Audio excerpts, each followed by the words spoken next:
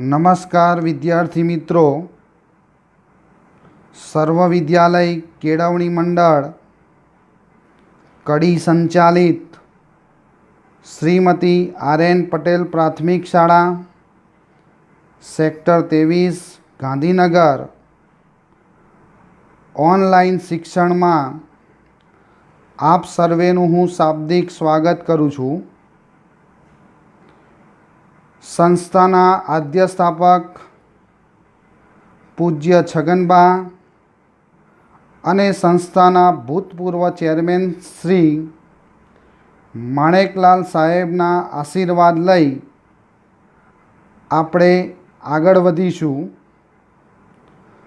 ધોરણ 8 ગણિત પ્રકરણ નંબર 1 સમય સંખ્યાઓ વિશે આપણે જ્ઞાન મેળવીશું. સંખ્યાઓ ઘણી બધી હોય છે, પરંતુ સંખ્યાને નીચે મુજબ વિભાજિત કરી શકાય છે, જેમ કે પ્રાકૃતિક સંખ્યા, પૂર્ણ સંખ્યા, પૂર્ણાંક સંખ્યા, સમય સંખ્યા, અસમય સંખ્યા અને વાસ્તવિક સંખ્યા.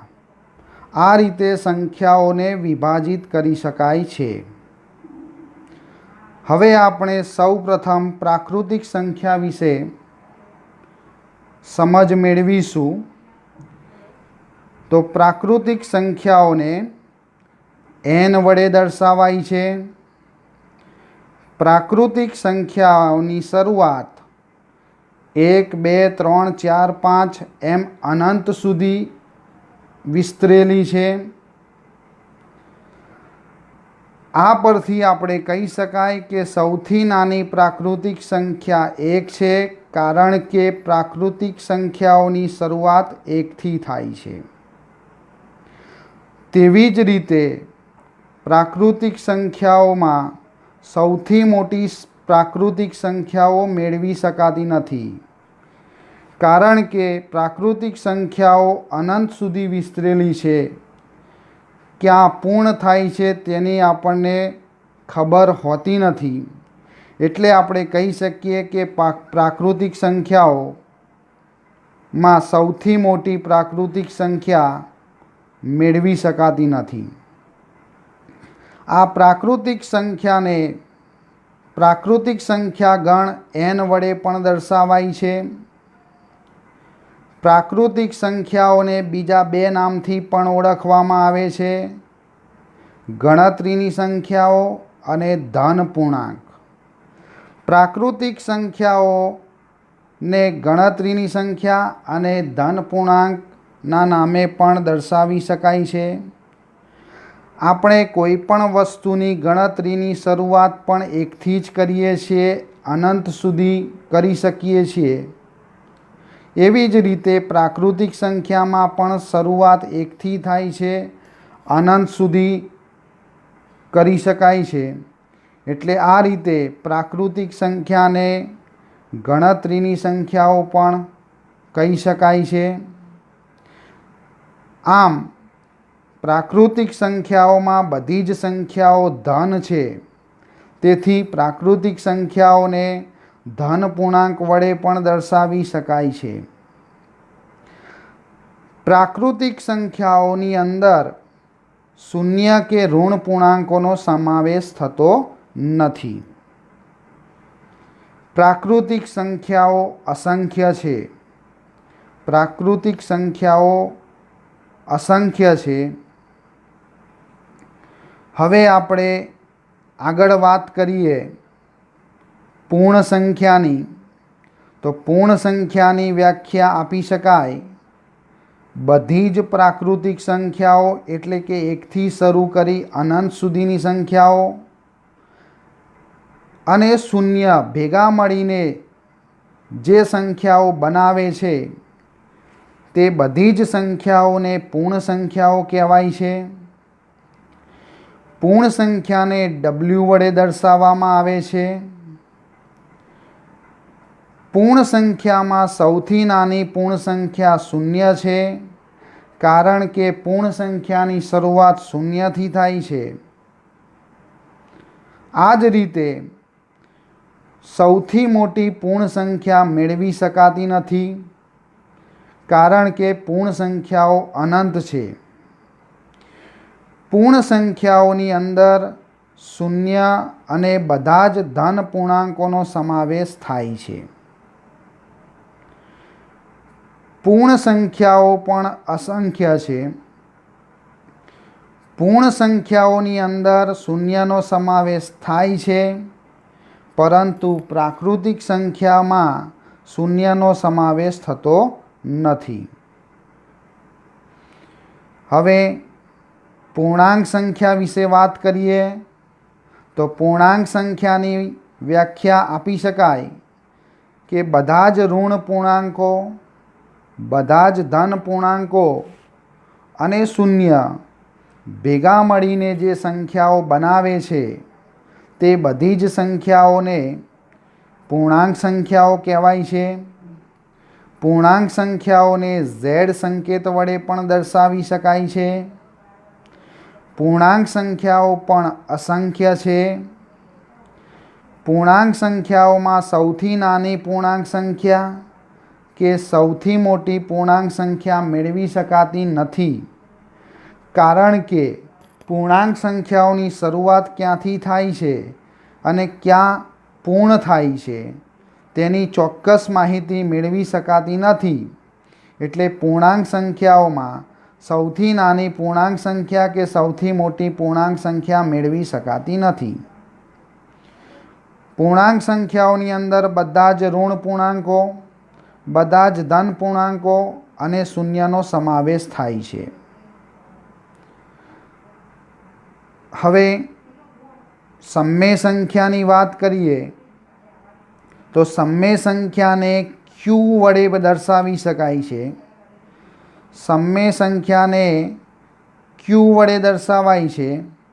સમમેય સંખ્યાની વ્યાખ્યા જે સંખ્યાઓને પી છેદમાં ક્યુ સ્વરૂપે લખી શકાય છે તેવી સંખ્યાઓને સમમેય સંખ્યાઓ કહેવાય છે. પી છેદમાં ક્યુ એટલે કે અંશ અને છેદ સ્વરૂપે લખી શકાય એવી બધી જ સંખ્યાઓને સમમેય સંખ્યા કહી શકાય છે. સમમેય સંખ્યાઓ પણ અસંખ્ય છે. સમમેય સંખ્યાઓમાં જે ઉપરનો અંશ એટલે કે પી એ ધન પૂર્ણાંક પણ હોઈ શકે, શૂન્ય પણ હોઈ શકે અને ઋણ પૂર્ણાંક પણ હોઈ શકે, પરંતુ જે નીચેનો છેદ જે છે ક્યુ એ હંમેશા ધન પૂર્ણાંક જ હોય છે. આ એની શરત છે. સમમેય સંખ્યાઓની અંદર ધન પૂર્ણાંક, ધન અપૂર્ણાંક, શૂન્ય, ઋણ પૂર્ણાંક, ઋણ અપૂર્ણાંક વગેરે સંખ્યાઓનો સમાવેશ થાય છે. હવે આપણે વાત કરીએ અસમમેય સંખ્યા, તો અસમમેય સંખ્યાની વ્યાખ્યાઓ છે જે સંખ્યાને પી છેદમાં ક્યુ સ્વરૂપે ના લખી શકાય તેવી બધી જ સંખ્યાઓને અસમમેય સંખ્યાઓ કહેવાય. એટલે કે અંશ અને છેદ સ્વરૂપે ના લખી શકાતી હોય એ બધી જ સંખ્યાઓને અસમમેય સંખ્યાઓ કહેવાય. સમમેય સંખ્યાઓ પણ અસંખ્ય છે, અસમમેય સંખ્યાઓ પણ અસંખ્ય છે. જેમ કે વર્ગમૂળમાં 2, વર્ગમૂળમાં 3 એમ આ બધી જે સંખ્યાઓ છે એ બધી સંખ્યાઓને પી છેદમાં ક્યુ સ્વરૂપે લખી શકાતી નથી. એટલે આવી સંખ્યાઓને અસમમેય સંખ્યાઓ કહેવાશે. હવે વાસ્તવિક સંખ્યા એને આર વડે દર્શાવાય છે. વાસ્તવિક સંખ્યા એની અંદર સમમેય સંખ્યા અને અસમમેય સંખ્યા બંનેનો સમાવેશ થાય છે. વાસ્તવિક સંખ્યાઓ પણ અસંખ્ય છે. વાસ્તવિક સંખ્યાની અંદર પ્રાકૃતિક સંખ્યા, પૂર્ણ સંખ્યા, પૂર્ણાંક સંખ્યા, સમય સંખ્યા અને અસમય સંખ્યા આ તમામ સંખ્યાઓનો સમાવેશ થાય છે. હવે આપણે આગળ વાત કરીએ સમય સંખ્યાઓના ગુણધર્મોમાં સંવૃત્તાનો ગુણધર્મ, ક્રમનો ગુણધર્મ, જૂથનો ગુણધર્મ, વિરોધી સંખ્યાનો ગુણધર્મ, વ્યસ્ત સંખ્યાનો ગુણધર્મ અને ગુણાકારનું સરવાળા કે બાદબાકી પર વિભાજન. હવે એમાં પ્રથમ પૂર્ણ સંખ્યા માટે સંવૃત્તાનો ગુણધર્મ. અહીંયા એક કોષ્ટક આપેલું છે, એમાં સરવાળા વિશે, પૂર્ણ સંખ્યાઓ માટે સરવાળા વિશે સંવૃત્તાનો ગુણધર્મ. તેની અંદર કોઈ પણ બે પૂર્ણ સંખ્યાઓનો સરવાળો કરવામાં આવે તો જે પરિણામ મળે છે તે પણ પૂર્ણ સંખ્યા મળે છે. દાખલા તરીકે અહીંયા આપેલું છે 2 અને 3, આ બંને પૂર્ણ સંખ્યાઓ છે. આ બંને પૂર્ણ સંખ્યાઓનો સરવાળો કર્યો તો આપણને જવાબ મળ્યો 5, તો 5 પણ પૂર્ણ સંખ્યા જ છે. એટલે કહી શકાય કે પૂર્ણ સંખ્યા માટે સરવાળાની ક્રિયામાં સંવૃત્તાના ગુણધર્મનું પાલન થાય છે. હવે બાદબાકીની ક્રિયામાં સંવૃત્તાના ગુણધર્મનું પાલન થાય છે કે નહીં એ જોઈએ. તો આપણે અહીંયા 2 અને 3 બે પૂર્ણ સંખ્યાઓની બાદબાકી કરી તો આપણને પરિણામ મળ્યું છે -1. -1 એ પૂર્ણ સંખ્યા નથી. એટલે આપણે કહી શકાય કે પૂર્ણ સંખ્યા માટે બાદબાકીની ક્રિયામાં સંવૃત્તાના ગુણધર્મનું પાલન થતું નથી. હવે ગુણાકારની ક્રિયામાં સંવૃત્તાના ગુણધર્મનું પાલન થાય છે કે નહીં એ જોઈએ. તો કોઈ પણ બે પૂર્ણ સંખ્યાઓનો ગુણાકાર કરવામાં આવે તો પરિણામ પૂર્ણ સંખ્યા જ મળે છે. દાખલા તરીકે 2 અને 3નો ગુણાકાર કર્યો, જવાબ મળ્યો 6. આ 6 જે છે એ પણ પૂર્ણ સંખ્યા જ છે. એટલે કહી શકાય કે પૂર્ણ સંખ્યાઓ માટે ગુણાકારની ક્રિયામાં સંવૃત્તાનું ગુણધર્મનું પાલન થાય છે. હવે એવી રીતે ભાગાકારની ક્રિયા માટે સંવૃત્તાના ગુણધર્મનું પાલન થાય છે કે નહીં એ જોઈએ. તો 2 અને 3 કોઈ પણ બે પૂર્ણ સંખ્યાનો ભાગાકાર કરવામાં આવે તો પરિણામ જે મળે છે એ પૂર્ણ સંખ્યા મળતી નથી.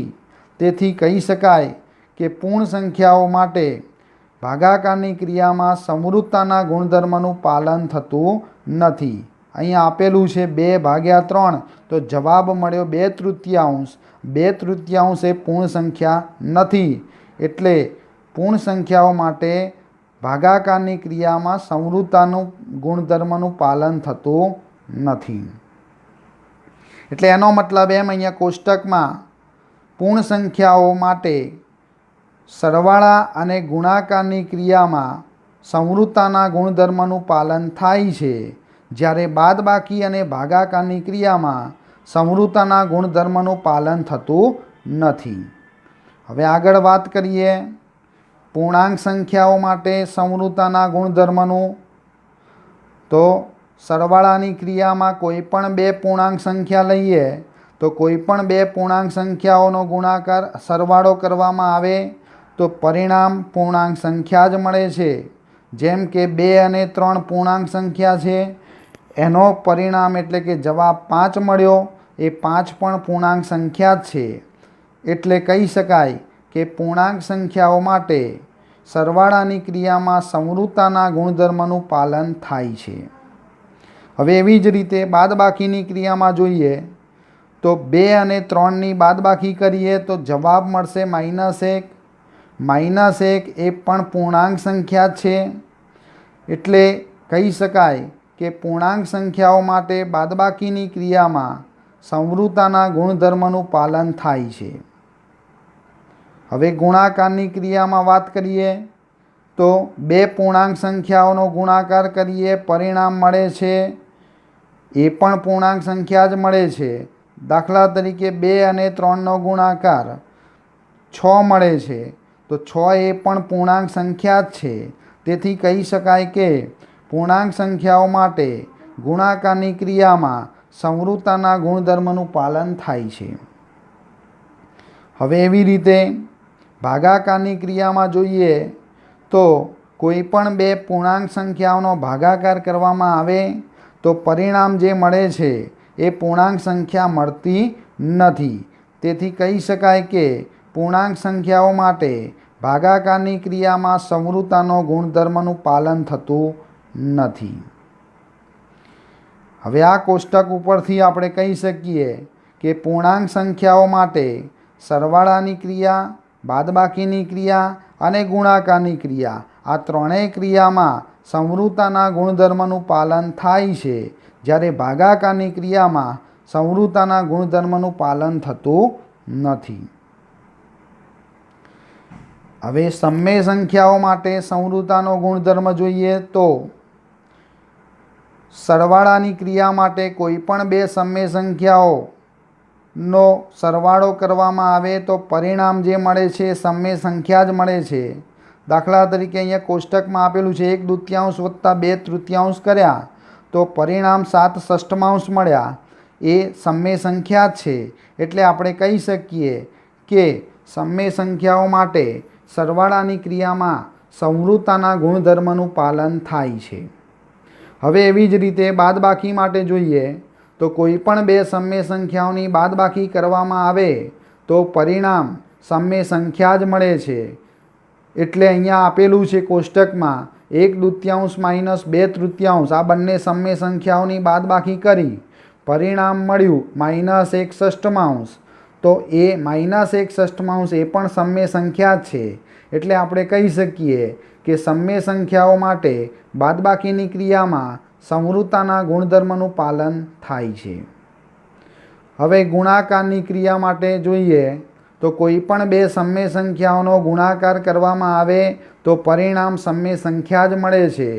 અહીંયા કોષ્ટકમાં આપેલું છે 1/2 × 2/3 કર્યું તો આ બંને સમય સંખ્યાઓનો પરિણામ 1/3 મળે. 1/3 જે છે એ પણ સમય સંખ્યા જ છે. એટલે આપણે કહી શકીએ કે સમય સંખ્યાઓ માટે ગુણાકારની ક્રિયામાં સંવૃત્તાનું ગુણધર્મનું પાલન થાય છે. હવે ભાગાકારની ક્રિયામાં વાત કરીએ તો કોઈ પણ બે સમય સંખ્યાઓનો ભાગાકાર કરવામાં આવે તો સમય સંખ્યા મળે છે, પરંતુ કોઈ પણ સંખ્યાને 0 વડે ભાગાકાર કરીએ તો સમય સંખ્યા નથી મળતી, જે અવ્યાખ્યાયિત છે. માટે ભાગાકારની ક્રિયામાં સંવૃત્તાના ગુણધર્મનું પાલન થતું નથી. એટલે આપણે આ કોષ્ટક પરથી કહી શકીએ કે સમય સંખ્યાઓ માટે સરવાળાની ક્રિયા, બાદબાકીની ક્રિયા, ગુણાકારની ક્રિયામાં સંવૃત્તાના ગુણધર્મનું પાલન થાય છે, જ્યારે ભાગાકારની ક્રિયામાં સંવૃત્તાના ગુણધર્મનું પાલન થતું નથી. હવે આ તમામ સંખ્યાઓ આપણે જોઈ પ્રાકૃતિક સંખ્યા, પૂર્ણ સંખ્યા, પૂર્ણાંક સંખ્યા અને સમય સંખ્યા. આ ચારેય સંખ્યાઓમાં સરવાળા, બાદબાકી, ગુણાકાર અને ભાગાકાર આ ચારેય ક્રિયાઓમાં સંવૃત્તાના ગુણધર્મનું પાલન થાય છે કે નહીં એ આ કોષ્ટકમાં આપેલું છે. તો અહીંયા જોઈએ તો પ્રાકૃતિક સંખ્યાની વાત કરીએ તો પ્રાકૃતિક સંખ્યામાં સરવાળા અને ગુણાકારની ક્રિયામાં સંવૃત્તાના ગુણધર્મનું પાલન થાય છે. પૂર્ણ સંખ્યામાં પણ સરવાળા અને ગુણાકારની ક્રિયામાં સંવૃત્તાના ગુણધર્મનું પાલન થાય છે, પરંતુ પ્રાકૃતિક અને પૂર્ણ સંખ્યામાં બાદબાકી અને ભાગાકારની ક્રિયામાં સંવૃત્તાના ગુણધર્મનું પાલન થતું નથી. એવી જ રીતે પૂર્ણાંક અને સમય સંખ્યામાં સરવાળા, બાદબાકી, ગુણાકાર આ ત્રણેય ક્રિયામાં સંવૃત્તાના ગુણધર્મનું પાલન થાય છે, પરંતુ ભાગાકારની ક્રિયામાં સંવૃત્તાનું ગુણધર્મનું પાલન થતું નથી. તો અહીંયા આપણે ચારેય સંખ્યાઓ માટે ચારેય ક્રિયાઓ માટે સંવૃત્તાના ગુણધર્મનું પાલન થાય છે કે નહીં તેની વાત કરી. હવે આગળ આપણે ક્રમનો ગુણધર્મ જોઈશું. તો ક્રમના ગુણધર્મની અંદર પૂર્ણ સંખ્યાઓ માટે ક્રમના ગુણધર્મમાં સરવાળાની ક્રિયામાં વાત કરીએ તો કોઈ પણ બે પૂર્ણ સંખ્યાનો સરવાળો ગમે તે ક્રમમાં કરવામાં આવે તો પરિણામ એક સરખું જ મળે છે. દાખલા તરીકે 2 + 3 કરો કે 3 + 2 કરો, જવાબ આપણો 5 જ મળશે. અને જે 5 મળે છે કોઈ પણ ક્રમમાં કરવામાં આવે તો પણ પરિણામ સરખું જ મળે છે. એટલે કહી શકાય કે પૂર્ણ સંખ્યાઓ માટે સરવાળાની ક્રિયામાં ક્રમના ગુણધર્મનું પાલન થાય છે. હવે એવી રીતે બાદબાકીની વાત કરીએ તો કોઈ પણ બે પૂર્ણ સંખ્યાની બાદબાકી ગમે તે ક્રમમાં કરવામાં આવે તો પરિણામ એક સરખું મળતું નથી. દાખલા તરીકે 2 - 3 કરો તો -1 મળશે અને 3 - 2 કરો તો 1 મળશે. આમ બંનેના પરિણામ એક સરખા મળતા ન હોવાથી કહી શકાય કે પૂર્ણ સંખ્યાઓ માટે બાદબાકીની ક્રિયામાં ક્રમના ગુણધર્મનું પાલન થતું નથી. હવે એવી જ રીતે ગુણાકારની ક્રિયામાં જોઈએ તો કોઈ પણ બે પૂર્ણ સંખ્યાનો ગુણાકાર ગમે તે ક્રમમાં કરવામાં આવે તો એક સરખો જ મળે છે. દાખલા તરીકે 2 × 3 કરો તો જવાબ 6 મળશે. 3 × 2 કરીશું તો પણ જવાબ 6 જ મળશે. આમ કહી શકાય કે પૂર્ણ સંખ્યાઓ માટે ગુણાકારની ક્રિયામાં ક્રમના ગુણધર્મનું પાલન થાય છે. હવે ભાગાકારની વાત કરીએ તો કોઈ પણ બે પૂર્ણ સંખ્યાનો ભાગાકાર ગમે તે ક્રમમાં કરવામાં આવે તો પરિણામ એક સરખું મળતું નથી. દાખલા તરીકે 2/3 કરો તો 2/3 મળશે અને 3/2 કરીએ તો 3/2 મળશે. બંનેના જવાબ એક સરખા મળતા નથી. એટલે કહી શકીએ કે પૂર્ણ સંખ્યાઓ માટે ભાગાકારની ક્રિયામાં ક્રમના ગુણધર્મનું પાલન થતું નથી. તો આ કોષ્ટક ઉપરથી આપણે કહી શકીએ કે પૂર્ણ સંખ્યાઓ માટે સરવાળા અને ગુણાકારની ક્રિયામાં ક્રમના ગુણધર્મનું પાલન થાય છે, જ્યારે બાદબાકી અને ભાગાકારની ક્રિયામાં ક્રમના ગુણધર્મનું પાલન થતું નથી. હવે પૂર્ણાંક સંખ્યા માટે ક્રમના ગુણધર્મ વિશે વાત કરીએ તો સરવાળાની ક્રિયામાં કોઈ પણ બે પૂર્ણાંક સંખ્યાઓ લઈએ અને એનો સરવાળો ગમે તે ક્રમમાં કરવામાં આવે તો પરિણામ એક સરખું જ મળે છે. દાખલા તરીકે 2 + -3 કરો કે -3 + 2 કરો, પરિણામ એક સરખું જ મળે છે. એટલે આપણે કહી શકીએ કે પૂર્ણાંક સંખ્યાઓ માટે સરવાળાની ક્રિયામાં ક્રમના ગુણધર્મનું પાલન થાય છે. હવે એવી જ રીતે બાદબાકીની ક્રિયામાં જોઈએ તો કોઈ પણ બે પૂર્ણાંક સંખ્યાઓની બાદબાકી ગમે તે ક્રમમાં કરવામાં આવે તો પરિણામ એક સરખું મળતું નથી.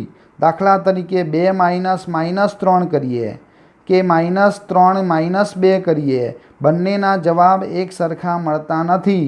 એટલે આપણે કહી શકીએ કે પૂર્ણાંક સંખ્યાઓ માટે બાદબાકીની ક્રિયામાં ક્રમના ગુણધર્મનું પાલન થતું નથી. હવે આપણે વાત કરીએ ગુણાકારની ક્રિયા માટે તો કોઈ પણ બે પૂર્ણાંક સંખ્યાઓનો ગુણાકાર ગમે તે ક્રમમાં કરવામાં આવે તો પણ પરિણામ એક સરખું જ મળે છે.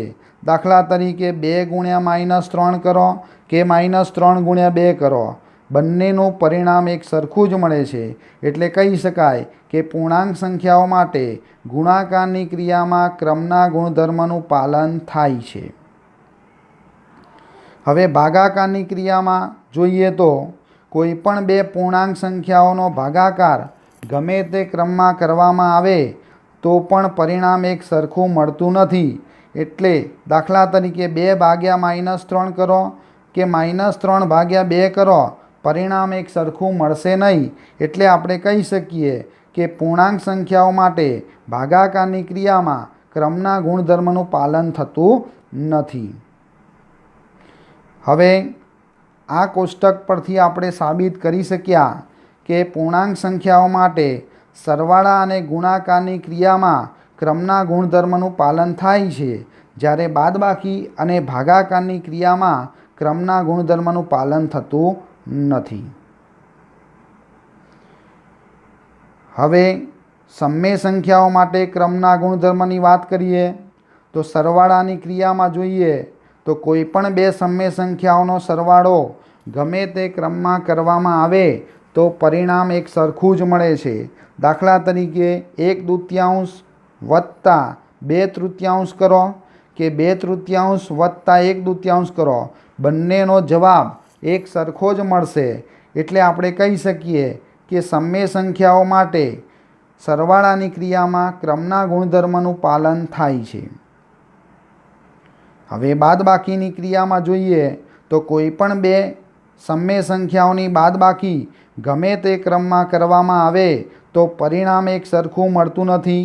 દાખલા તરીકે 1/2 - 2/3 કરો અને 2/3 - 1/2 કરીએ, બંનેના જવાબ એક સરખા મળશે નહીં. એટલે કહી શકાય કે સમય સંખ્યાઓ માટે બાદબાકીની ક્રિયામાં ક્રમના ગુણધર્મનું પાલન થતું નથી.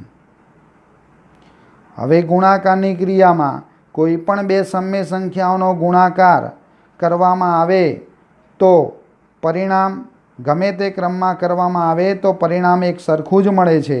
દાખલા તરીકે 1/2 ગુણ્યા 2/3 કરીએ કે 2/3 ગુણ્યા 1/2 કરીએ, બંનેનો જવાબ એક સરખો જ મળે છે. એટલે કહી શકાય કે સમય સંખ્યાઓ માટે ગુણાકારની ક્રિયામાં ક્રમના ગુણધર્મનું પાલન થાય છે. હવે ભાગાકારની ક્રિયામાં વાત કરીએ તો કોઈપણ બંને સમય સંખ્યાઓનો ભાગાકાર ગમે તે ક્રમમાં કરવામાં આવે તો પરિણામ એક સરખું મળતું નથી. એટલે કહી શકાય કે સમય સંખ્યાઓ માટે ભાગાકારની ક્રિયામાં ક્રમના ગુણધર્મનું પાલન થતું નથી.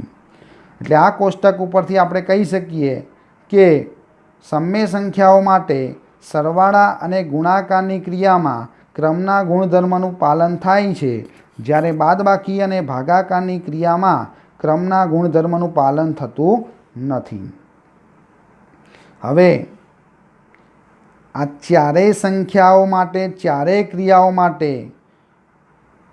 ક્રમના ગુણધર્મનું પાલન થાય છે કે નહીં એ આખા કોષ્ટકમાં આપેલું છે. તો આપણે અહીંયા જોઈએ તો પ્રાકૃતિક સંખ્યા, પૂર્ણ સંખ્યા, પૂર્ણાંક સંખ્યા અને સમય સંખ્યા, આ ચારેય સંખ્યાઓમાં સરવાળા અને ગુણાકારની ક્રિયામાં ક્રમના ગુણધર્મનું પાલન થાય છે, જ્યારે બાદબાકી અને ભાગાકારની ક્રિયામાં ક્રમના ગુણધર્મનું પાલન થતું નથી.